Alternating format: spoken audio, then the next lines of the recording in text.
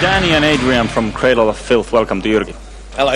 Hello. Hey, I heard that this new album of yours was partly how do you say it? You got the idea from Old Testament. Is this true? Partly, yeah. I mean, it's some of it is well versed in the Old Testament, but the idea was later furthered by an author called Clive Barker, who developed the concept of Midian into a film called Nightbreed, which is sadly defunct at the moment. It's out of print, but there's like a campaign to bring back the film as of next year. But it deals with this mythological city, which is a refuge for fallen angels and demons and those things in society that don't fit into the norm, like everybody in this room, basically. Adrian, you're the newest guy in band, so how do you fit in? How do you feel about that? Well, I'm not actually the newest member. We got really? We got Martin Powell on keyboards from Anathema and My Dying Bride. Although I'm from Sweden, and it seems weird me moving to England. We're from the same school of metal, so I fit perfectly in. What about those two members from My Dying Bride? So the group has changed a lot lately as members. So do you feel that this is the ultimate lineup? Yeah. Well, we had a lot of problems prior to this lineup change with our previous guitarist, and he was essentially the root cause of all the trouble and the lineup problems in the past in the band. So with him gone and a new lineup in place, yeah, feel pretty strongly about this is probably the definitive Cradle of Filth lineup.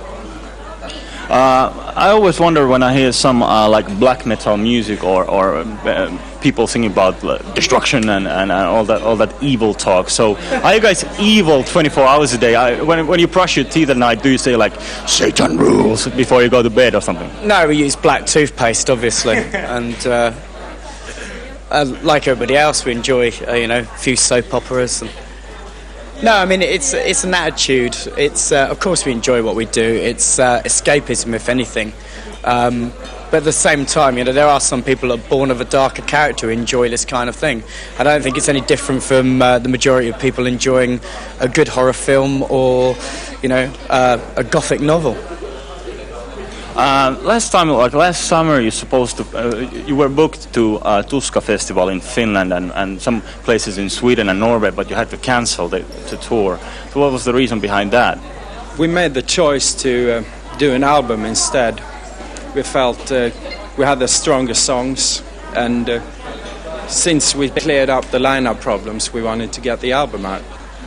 And I think everybody who's into the band appreciates that fact now. Okay, when are you coming to Nordic countries and Finland, for example? I mean to play. I think we're supporting Billy Bragg tonight, aren't we? Where we? Yeah, the Tavastia. At what date? Tonight. Tonight? You guys are playing tonight at Tavastia? Yeah, with Billy Bragg. Is true? Yeah. Okay. That's good. You have a movie called Cradle of Fear, That's right, which you are in a main role. So tell me something about that. Well, essentially, it's an independent British horror release. It's had quite a lot of money spent on it.